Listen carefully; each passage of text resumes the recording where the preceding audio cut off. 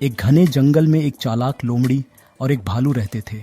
लोमड़ी हमेशा ही अपने चतुराई भरे दिमाग से जंगल के अन्य जानवरों को धोखा देती रहती थी, जबकि भालू बेहद सरल और भोला था। भालू का दिल बहुत साफ था और वह हमेशा अपने दोस्तों के साथ अच्छे से पेश आता था, लेकिन उसकी भोलापन ही उसका सबसे बड़ा दुश्मन था, क्योंकि उसकी सीधी सादी बातें और मासूमियत का फायदा उठाने में जंगल के कई जानवर पीछे नहीं रहते थे।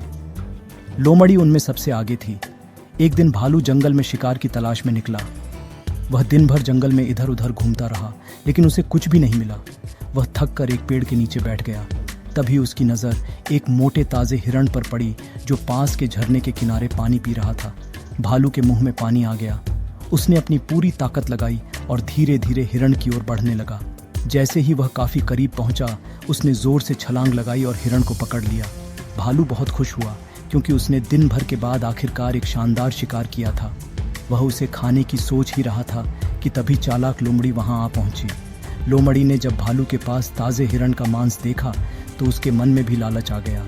उसने सोचा कि कैसे भी करके इस मांस को भालू से छीन लिया जाए। लोमड़ी के मन में एक चाल आई।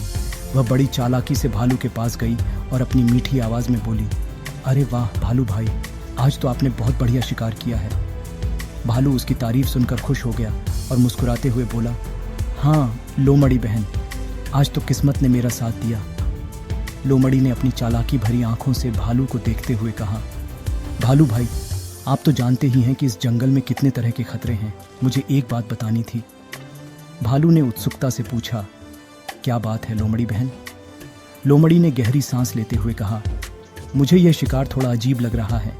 मैंने सुना है कि इस जंगल में कुछ शिकारी जानवरों को पकड़ने के लिए जहर मिलाकर शिकार छोड़ देते हैं, ताकि जो भी जानवर इसे खाए वह वहीं मर जाए। मुझे डर है कि कहीं इस शिकार में भी जहर न मिला हो। भालू ने घबराकर हिरण के मांस की ओर देखा और फिर लोमड़ी की ओर। क्या सच में? उसने पूछा। लोमड़ी ने अपनी आवाज़ में और अधिक चिंता भरते हुए कहा, हाँ भालू भाई, मैंने खुद अपनी आंखों से कुछ शिकारी लोगों को इस तरह का काम करते देखा है। मैं तो कहती हूँ आप इस मांस को मत खाओ। मैं तो सिर्फ आपको आगाह कर रही थी। भालू की भोली बुद्धि में लोमड़ी की बातों का असर हो गया। उसने सोचा कि लोमड़ी सही कह रही है। शुक्रिया लोमड़ी बहन, भालू ने कहा, तुमने मेरी जान बचा ली। मैं यह मांस नहीं खाऊंगा। लोमड़ी ने राहत की सांस ली और मुस्कुराते हुए कहा, आपका भला ही मेरा मकसद है भालू भाई। उसने अपनी चालाकी छिपाते हुए कहा, मैं यह मांस यहाँ छोड़कर जा रही हूँ, शायद कोई और इसे खा ले। भालू ने सिर हिलाया और वहां से चला गया। जैसे ही भालू दूर गया, लोमड़ी ने झट से हिरण के मांस को उठाया और एक सुरक्षित स्थान पर जाकर खाने लगी।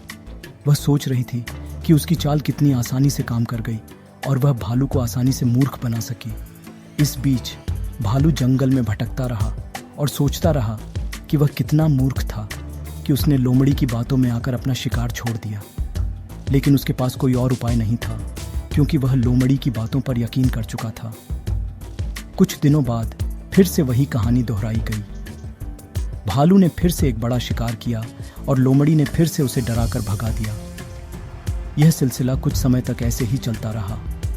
लोमड़ी हर बार चालाकी से भालू का शिकार हथिया लेती और भालू हर बार उसके जाल में फंस जाता। एक दिन जब भालू ने एक बार फिर से शिकार किया और लोमड़ी ने अपनी पुरानी चाल चलने की कोशिश की, तो भालू ने सोचा, हर बार लोमड़ी बहन की बातों में आकर मैं अपना शिकार छोड़ देता हूँ, लेकिन उसने कभी खुद को इस मांस से दूर नहीं रखा।